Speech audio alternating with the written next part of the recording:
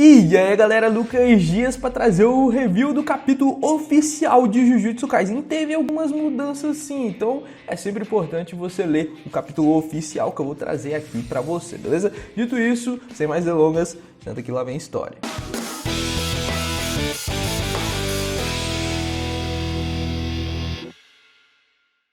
O começo tá bem parecido, a gente começa a ver a Yorozu angustiada, porque a sua técnica comparada com as outras técnicas amaldiçoadas era incrivelmente ineficiente em emissão de energia amaldiçoada. Ela era uma excelente feiticeira, ela conseguia ter muita energia amaldiçoada e também uma emissão muito boa, não era inferior em nada se comparado aos outros lutadores da Era Heian. Ela é realmente muito boa, muito forte, a Yorozu. Mas a sua ineficiência energética já colocou a Yorozu em situações muito complicadas. Ou seja, isso daqui é uma coisa que a gente já sabia desde a Mai. E isso daqui também estava bem claro no capítulo que eu trouxe quarta-feira.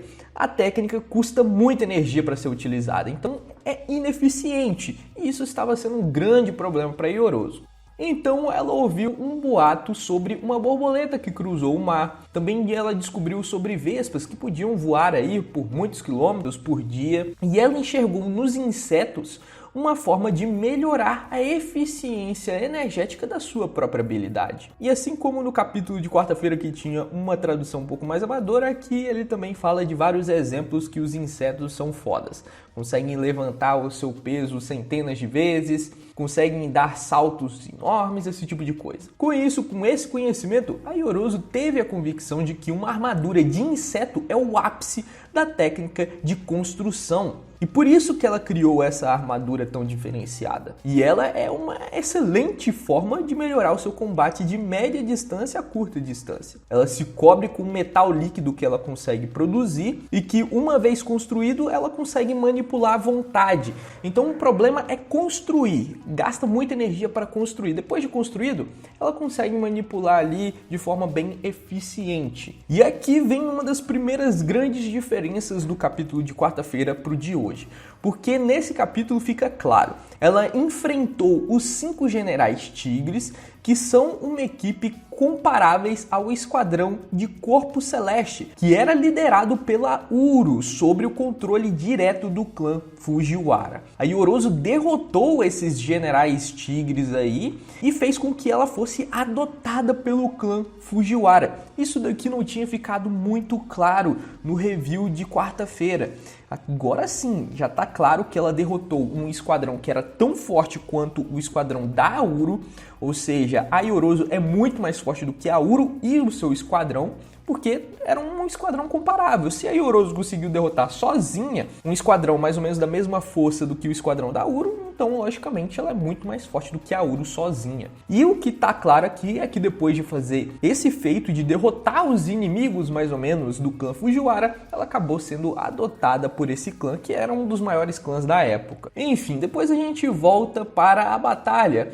E como a imagem não tem muita diferença do que foi mostrado quarta-feira, a não ser a qualidade que é maior. A Yorozu consegue imprimir uma grande força contra o Sukuna, dando alguns golpes no Sukuna. E esse chutão aqui é o mais marcante, né? Ela meteu um pezão na cara do Sukuna, realmente isso é impressionante. E no meio disso tudo ela ainda gritava, se ele não vai usar o santuário ou a técnica de corte, entenda como quiser, ela fica pedindo para que ele a corte o tempo inteiro. Mulher muito doida. Novamente a gente vê ela utilizando o seu metal líquido de uma forma muito eficiente, saindo do chão, do teto, de tudo, qualquer lugar, e provavelmente isso daqui trouxe algum dano ao Sukuna. Mas o Sukuna invoca um Shikigami que ele nunca tinha invocado antes, que é o Cervo Circular. O nome então tá diferente, na tradução a gente tinha Madoka, se eu não me engano. Agora tem um nome oficial, não vai ser Madoka, vai ser Cervo Circular. É um nome meio bosta, mas é um nome oficial, fazer o quê, né? E esse cervo acabou dissipando o metal líquido que a Yorozu controlava. A habilidade daquele Shikigami é curar usando a técnica amaldiçoada reversa. Então ele conseguiu neutralizar e apagar a energia amaldiçoada que estava fluindo dentro daquele líquido. E isso daqui é importante porque fica claro como é que funciona a habilidade desse cervo. No capítulo de quarta-feira eu acho que eu me expressei mal, eu comparei um pouco essa habilidade com o que a Anjo fazia. De certa forma é um pouco semelhante, mas é diferente. A Anjo consegue apagar a habilidade inata. Isso daqui é uma técnica inata da Anjo. Ela consegue apagar qualquer técnica inata. Já esse servo não faz isso. Ele só usa técnica reversa mesmo. O que eu comparei aqui é que esse servo conseguiu colocar essa energia amaldiçoada reversa, essa energia positiva, e acabar contrabalanceando com a energia negativa que estava no metal líquido, que estava circulando todo mundo ali. Então ela anulou a técnica, mas não é uma habilidade inata. Ela só simplesmente jogou energia positiva onde tinha energia negativa e acabou anulando o controle da Ioroso. Só para deixar claro aqui, porque eu acho que eu me expressei mal no vídeo de quarta-feira, então já estou deixando claro aqui. Em seguida, o Sukuna invoca o Touro Penetrante, que é outro nome horrível, mas esse é o nome oficial. O touro vai lá dar uma cabeçada na Ioroso, é bem forte esse Shikigami. E novamente aqui a gente tem a explicação do que o Sukuna está fazendo até agora. Sukuna preferiu que sua técnica das 10 sombras não tivesse uma forma estável, ampliando assim sua área de efeito e impedindo com que fosse completamente destruída. Como ponto negativo, os Shikigamis não conseguem se mover sozinhos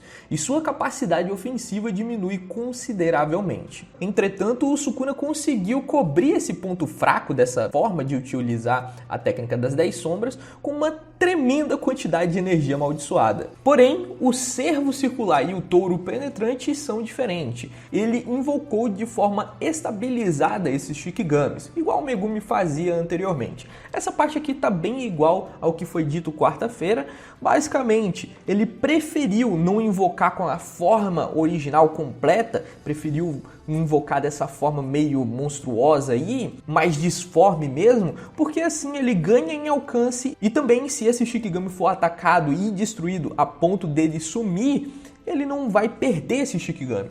É diferente do que se, por exemplo, a Ioroso conseguir destruir de vez o touro.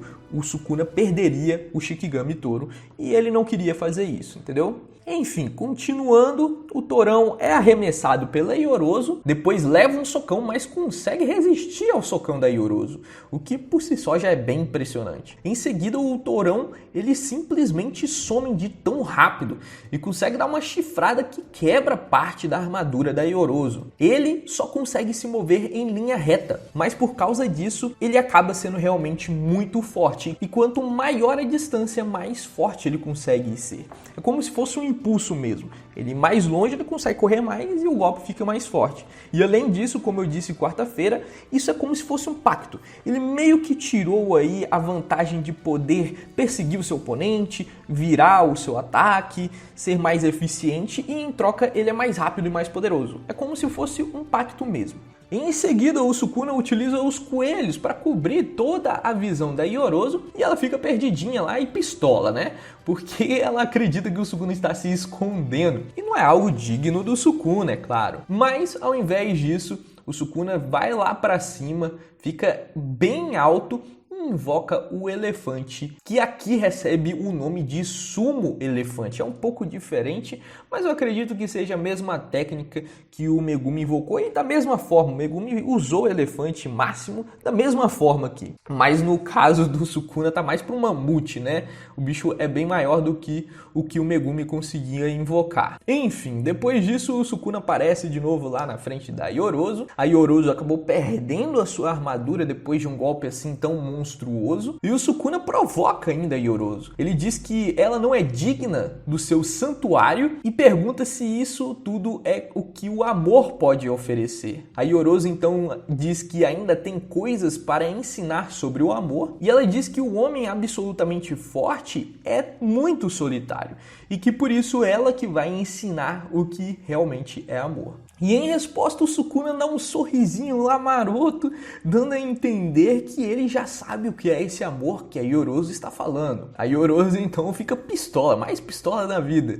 É tudo que o Sukuna não podia fazer. Ela acredita que o Sukuna já sabe o que é amor e fica indignada. Que o que ele acredita ser amor, então, não é amor de verdade. E que ele está enganado e por isso ela é quem vai mostrar o amor de verdade. Sendo assim, ela vai construir para ele o coração dela. Terminando assim o capítulo de hoje. Isso daqui lembra até um pouco aquela frase que a Uro disse pro Yuta, que somente aqueles com um ego muito grande, que ignora os outros, que são capazes de transcender, esse tipo de coisa. O que a Yorozu está falando é quase parecido com isso. Que aquelas pessoas muito fortes, elas são solitárias e que isso é uma forma de amor na visão dela, talvez. Que ela é necessária para acompanhar essa pessoa que é tão solitária e tão poderosa. Mas ela não contava que o Sukuna fosse alguém que pudesse já ter sentido amor.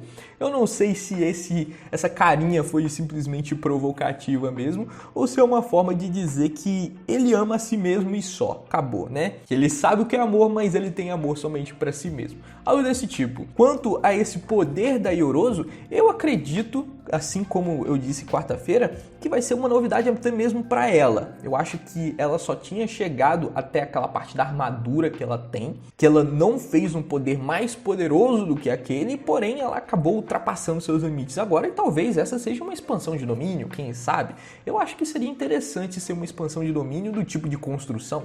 Eu não consigo nem imaginar como é que é, mas a expectativa, na minha opinião, está grande aí para saber o que vai ser esse poder, e na próxima semana a gente vai ter capítulo sim. Então se inscreva nesse canal para não perder o review da próxima semana, porque eu sempre trago aqui tanto o review em primeira mão quarta-feira quanto o oficial, beleza? Dito isso, espero que tenha gostado do vídeo e nós nos vemos no próximo capítulo.